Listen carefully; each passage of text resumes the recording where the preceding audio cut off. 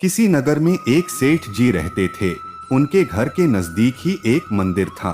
एक रात्रि को पुजारी के कीर्तन की ध्वनि के कारण उन्हें ठीक से नींद नहीं आई। सुबह उन्होंने पुजारी जी को खूब डांटा कि यह सब क्या है। पुजारी ने कहा, एकादशी का जागरण कीर्तन चल रहा था। सेठ जी ने कहा, जागरण कीर्तन करते हो तो क्या हमारी नींद हराम करोगे? अच्छी नींद के बाद ही व्यक्ति काम करने के लिए तैयार हो पाता है, फिर कमाता है, तब खाता है। पुजारी ने कहा, सेठ जी खिलाता तो वह खिलाने वाला ही है। सेठ जी ने कहा, कौन खिलाता है? क्या तुम्हारा भगवान खिलाने आएगा? पुजारी बोला, वही तो खिलाता है। सेठ जी ने कहा, क्या भगवान खिलाता है? हम कमाते हैं तब खाते हैं। पुजारी बोला, निमित्त होता है तुम्हारा कमाना और पत्नी का रोटी बनाना, बाकी सबको खिलाने वाला, सबका पालनहार तो वह जगन्नाथ ही है। सेठ जी ने कहा, क्या पालनहार पालनहार लगा रखा है? बाबा आदम के जमाने की बातें करते हो? क्या तुम्हारा पालने वाला एक एक को आकर खिलाता है? हम कमाते हैं तभी तो खाते हैं। पुजारी बोला, सभी को वही खिलाता है। सेठ जी ने कहा, हम नहीं खाते उसका दिया।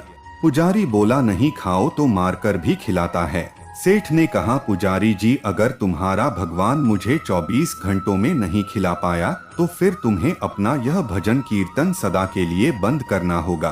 पुजारी बोला, मैं जानता हूँ कि तुम्हारी पहुँच बहुत ऊपर तक है, लेकिन उसके हाथ बड़े लंबे हैं।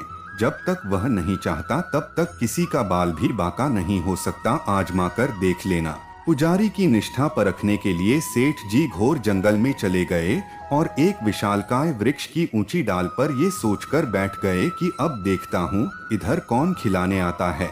24 घंटे बीत जाएंगे और पुजारी की हार हो जाएगी, सदा के लिए कीर्तन की झंझट मिट जाएगी। तभी एक अनजान आदमी वहां आया। उसने उसी वृक्ष के नीचे आराम किया, फिर अपना सामान उठाकर चल दिया, लेकिन अपना एक थैला वहीं भूल गया या छोड़ गया, ये ईश्वर ही जाने। थोड़ी देर बाद 5 डकैत वहां पहुंचे। उनमें से एक ने अपने सरदार से कहा, उस्ताद यहाँ कोई थैला पड़ा है, क्या है जरा देखो। खोल कर देखा तो उसमें गर्मागर्म भोजन से भरा टिफिन था। सरदार, भूख लगी है, लगता है यह भोजन भगवान ने हमारे लिए ही भेजा है। अरे तेरा भगवान यहाँ कैसे भोजन भेजेगा? हमको पकड़ने या फंसाने के लिए किसी शत्रु ने ही जहर वहर डालकर यह टिफिन यहाँ रखा होगा, अथवा पुलिस का कोई षड्यंत्र होगा। इधर उधर देखो जरा, कौन रख कर गया है। उन्होंने इधर उधर देखा, लेकिन कोई भी आदमी नहीं दिखा। तब डाकुओं के मुखिया ने जोर से आवाज लगाई, कोई हो तो बताए कि यह थैला यहाँ कौन छोड़ गया है। सेठ जी ऊपर बैठे बैठे सोचने लगे कि अगर मैं कुछ बोलूंगा तो ये मेरे ही गले पड़ जाएंगे। वे तो चुप रहे, लेकिन जो सबके हृदय की धड़कने चलाता है वह अपने भक्त का वचन पूरा किए बिना शांत नहीं रह सकता। उसने उन डकैतों को प्रेरित किया कि ऊपर भी देखो। उन्होंने ऊपर देखा तो वृक्ष की डाल पर एक आदमी बैठा हुआ दिखा। डकैत चिल्लाए, अरे नीचे उतर।